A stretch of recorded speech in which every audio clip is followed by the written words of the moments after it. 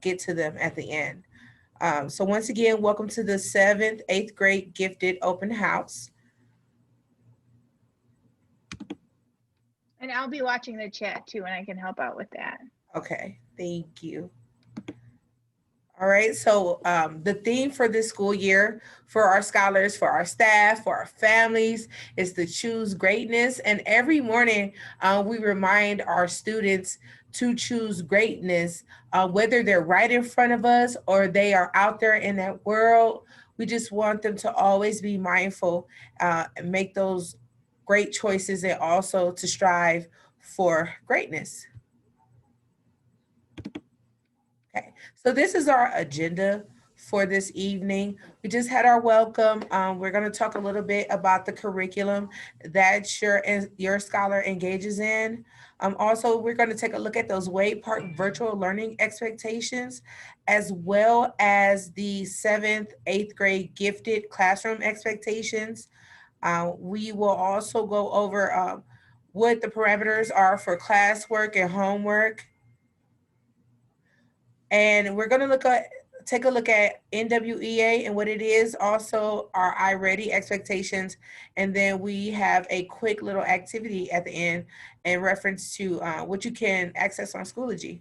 And then, like I said, at the end, we will address those questions or comments in the chat. All right. So we just wanted to throw something in there. Let's see. So in the beginning, we have our 7th grade Bitmoji class picture. Just a little project that we did with our classes. And this is our 8th grade class picture.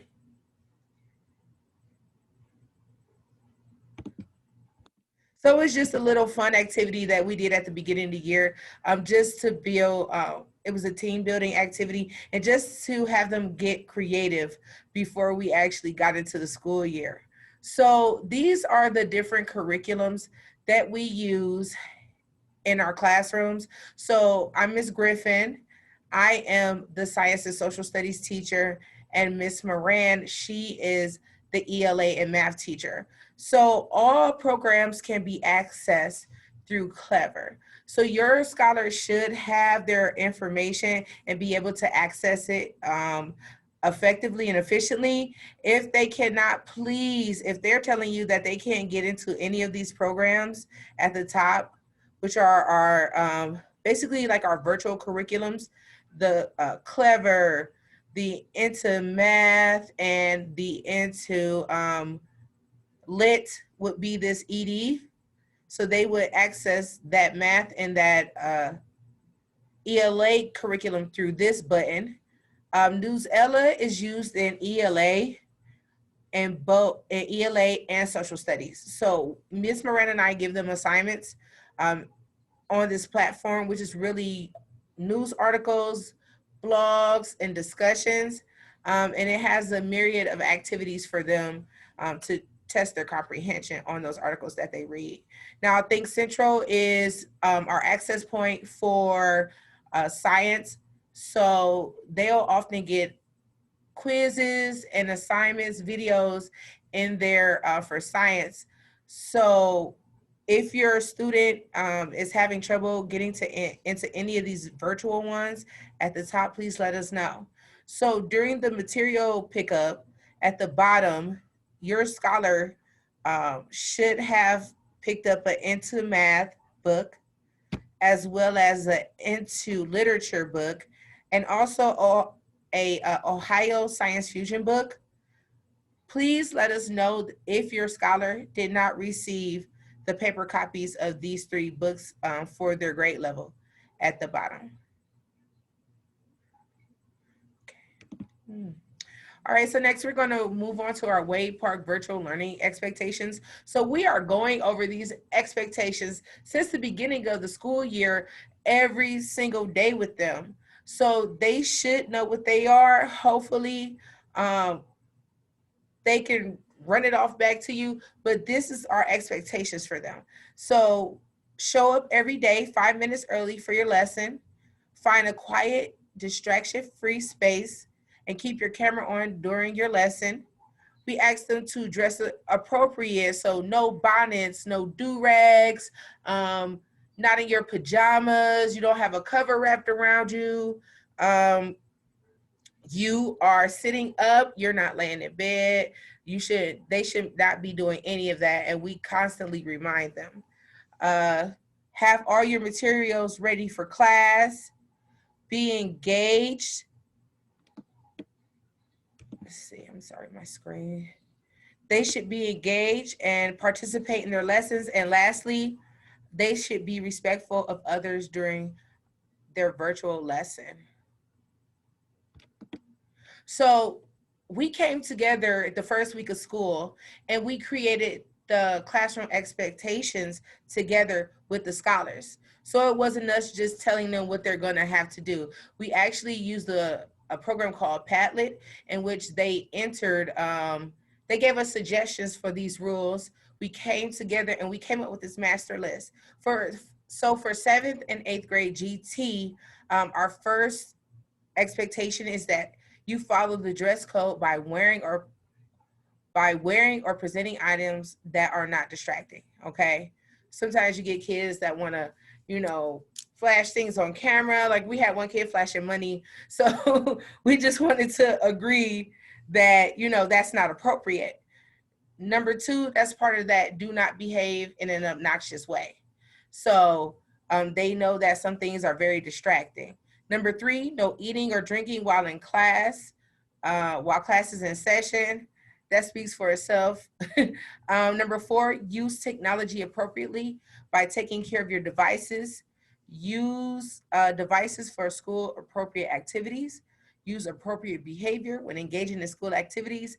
And this is so important, parents, because we have a lot of issues with this, with kids telling us their devices are going dead. So please make sure that your scholar charges their device the night before. 5, we agreed that you should always be able to ask questions. Number 6, they agreed that it's important to be respectful to others and ourselves, especially when others are sharing out, no arguing. 7, they agreed to collaborate with peers respectfully. Number 8, to come to class with a good attitude and positive mindset. And 9, put in your best effort. That means coming to class prepared, paying attention, staying on task, being focused, and being engaged in class. And number 10, we agreed that we just want to be ourselves and have fun. So we all decided that we would be accountable to ourselves and each other and uphold these classroom expectations. All right. So these are our classroom and homework expectations. All classwork and homework assignments will be submitted into Schoology. Before Ms. Moran and I actually give them assignments, we go over the assignment with them in Schoology and we show them how to submit into Schoology. We prefer that all assignments come through Schoology. If there is like a tech problem, we could try to address it and fix it. But if not, then you should be able to, your scholar should be able to get everything into Schoology. So we have a record or account of it. The second one is that classwork is due when scheduled by the teacher. And we agreed that homework will be due, our homework will be due on Friday by 11:59 p.m. That's because we often do, I know personally, I often do a lot of my grading over the weekend. So by Monday, they can have a refreshed grade in my class. Also, scholars are expected to check Schoology for updates, grades, and emails every single day because things can change. If we do decide to add something as far as checking the grades, or they might get an update that's important, they need to check their Schoology every single morning, especially for updates. Also, communication is essential with your teacher if you are having issues. Like I said before, if your scholar is having issues with technology or they don't understand an assignment, please tell them to contact us so we can help you troubleshoot or we could clarify the assignment for them.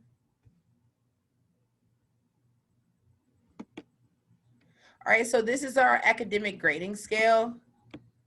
So 100 to 90% is a A, 89 to 80% is a B, 79% to 70 is a C, 69 to 60% is a D, and anything that's a 59% or below is a F. All right. So one important thing that I do want to talk about, and that's NWEA testing. So we start testing our scholars next Tuesday, October 5th. There are going to be 2 sessions. So your scholar will either be in the 8:30 a.m. session or the 12 p.m. session. And within the next few days, we will let them know what session they'll be in so they'll be prepared. Excuse me. So I want to really get into the purpose of NWEA or MAP testing. So the purpose of MAP growth is to determine what the student knows and is ready to learn next. MAP growth is designed to measure student achievement in the moments and growth over time. MAP growth can also track students' individual growth over time and wherever they are starting from and regardless of what grade they're in. So they're just trying to see, this measures where your student is and where they need to be and creates a plan for them to get there. So if they're not on grade level, it's going to show us that in the different areas in math and reading. So the test is for 90 minutes. So let your scholar know that they're going to have to sit there for that long. All right. So also about NWEA testing next week, it's important for you to watch and complete the device readiness check prior to testing. This is an essential step that must be done before students sit for the test. NWEA has created an interactive version of the readiness check that provides details on how to resolve an error. You can also call CMSD IT if you need assistance at 216-838-0440. We are also going to put these links down in the chat in case you want to access them tonight. So you're going to go to this link about the family toolkit. And once you're on the site, you're going to scroll down to the device readiness interactive tool, and then you're going to click on the arrows, excuse me. Also, we're going to post the link for the guidance video for parents. And we just want to emphasize, remember, please don't help your scholar on the test. It's so very important because we really need to get a real good picture of where they are and where they need to be. So please, we emphasize, do not help your scholar on the test. Next, there is a video on YouTube for the steps to disable your pop-up blocker on your computer. So we're going to get those links to you in the chat. Let's see if I can do it now. I'm throwing these in the chat.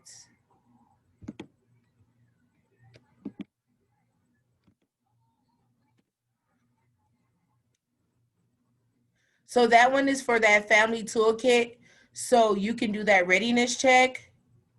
The next one is going to be for the guidance video. Uh-oh, let me go back. Sorry about that.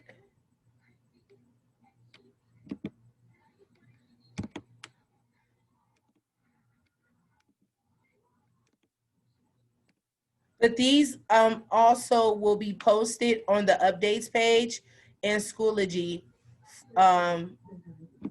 for your scholar. Let's see, let me get this. All right. So all of those links are in the chat. And next we are going to have Miss Moran start off by talking about iReady.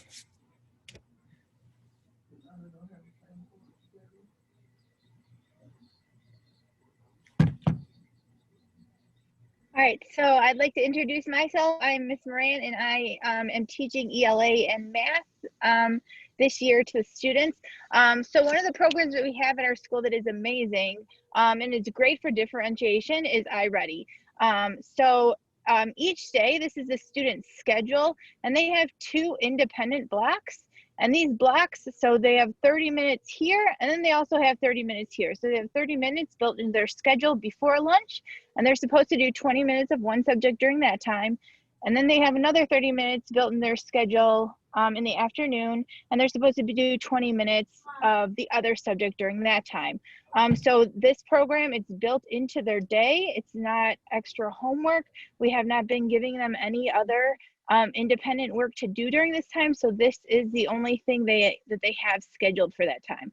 So if you see your child walking around the kitchen, I have a 7th grader at my house, and often what she's doing when she's supposed to be in class, that's what they're supposed to be doing. So, and then I do notice a lot of the students aren't doing it, and I've talked to them so many times, or they're waiting until Saturday and then they have 100 minutes built up. It's because they're procrastinating and they're not doing it during the allotted time that we're giving them. And I've talked to them about time management, how I used to run, and it was easier for me to run in a 20-minute session than a 100-minute session. I'm just trying to get them to understand that, but it is an expectation that we do have for the students.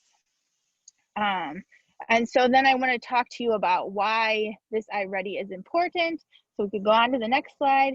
So this is the rubric I have. So I did tell them it is 20 minutes per day.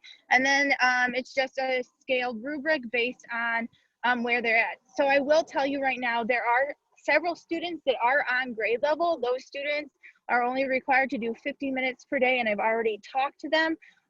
But there are quite a few students who are not at grade level, and so I can enrich the students that are at grade level, but it's helping fill in those gaps for the students that are not at grade level. So I know, like in math class, so in 7th grade math class, a lot of times it will build up on older skills, and iReady is able to fill in these gaps for the students. So we do have that expectation, so we're trying to get them caught up. And then they are also expected to complete 2 lessons per week, and I'll go more into that in the following slides. So this is what I see on my end. So these are all just examples from students in the class. I didn't get everyone here, but as a teacher, this is what I'll see. I'll see this student right here in the top left-hand corner. They're at 3rd grade level and 4th grade level, and they should be at 7th grade level. This student right here is at 4th grade level, and they should be at 7th, and this one is at 6th, and they should be at 8th. So as a teacher, I'm seeing there are these gaps, and they have these lessons. They take a diagnostic test that places them, and they are given lessons based on their diagnostic test. So we can go on, and I will show you what it looks like. So this for me is a success. So this student, I took a screenshot of a student from the classroom.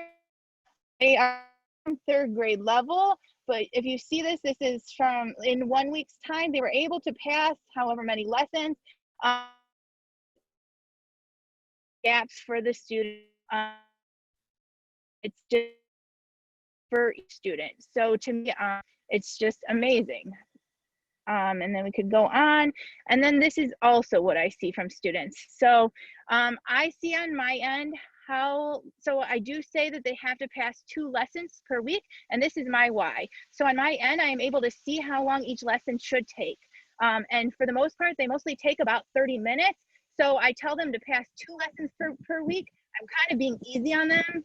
If they have 30-minute lessons and they're doing 100 minutes, they should be passing 3 lessons per week. To pass, I think you need a 65%. So it's not even that high. And I went over with each of the students, each of the classes, and I did a lesson with them. I modeled how to take notes, just because it is a session.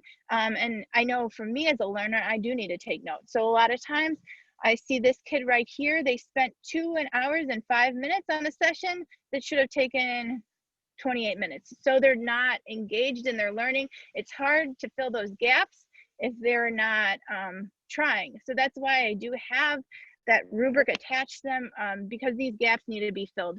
The 7th, 8th grade math is going to be difficult for them when they're on a 3rd grade level. I do differentiate as much I can in the classroom, but this is assisting us. It's a great tool for differentiation, and it's helping us fill those gaps. So we could go on. And this is just that rubric once again. So it's 20 minutes per day per subject area, and it's all embedded in their schedule. So it's nothing extra. I did tell the students if, so I know sometimes like,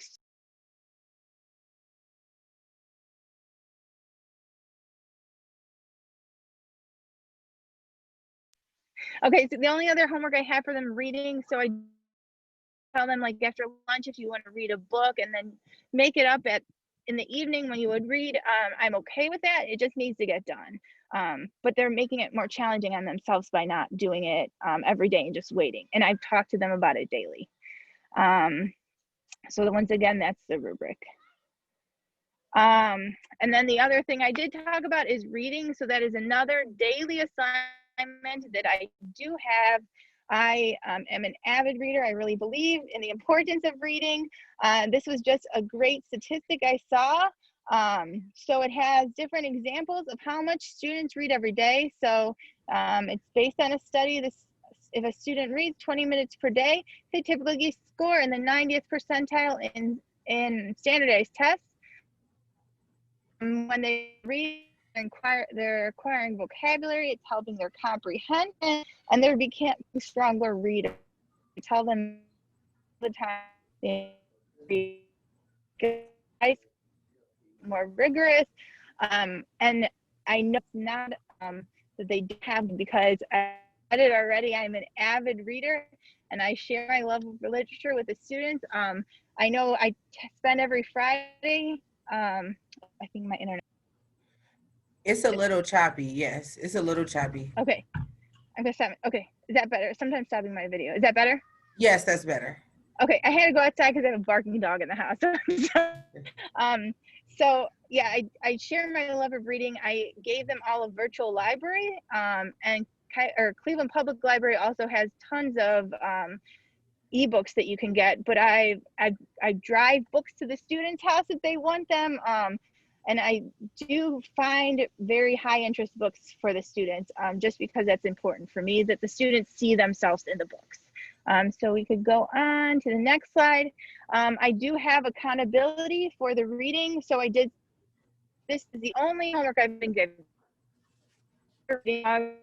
And I've made it for the students. I've put it in Schoology, but I've also, if you want to scan how I've made it for these students, they scan that. If you open your camera, we'll take them. They have to fill out the log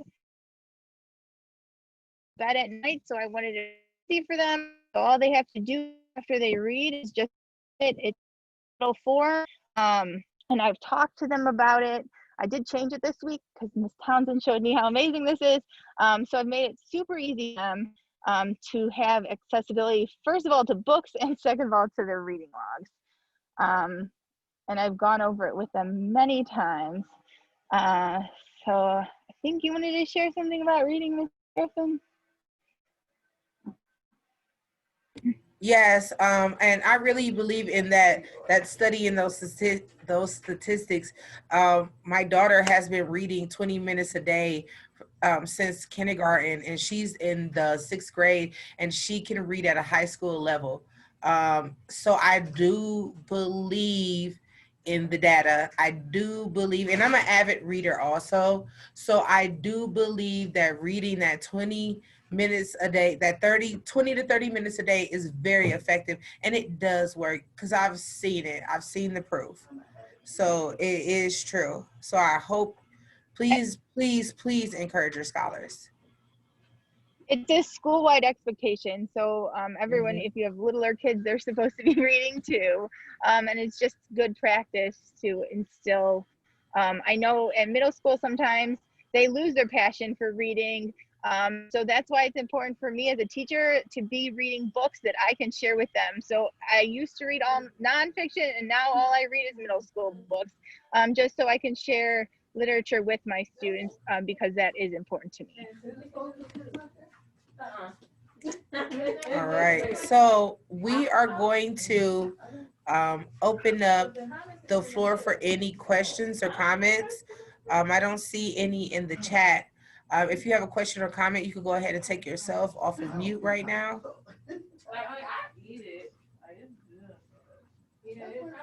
All right. Let's see. And we have, oh, wrong way. So we created this, well, Miss Moran created this very amazing Schoology scavenger hunt. Miss Moran, you want to tell them about that? Sure, I can. So I think Dr. Buddy's next session is starting right now, but Okay. I can stay in here because I'm just able to right now. If you guys want to go in on Schoology right now, I was going to have you guys, if your child is around you, you guys can go in and look for these different things. So these are some things you'll see, the different classes.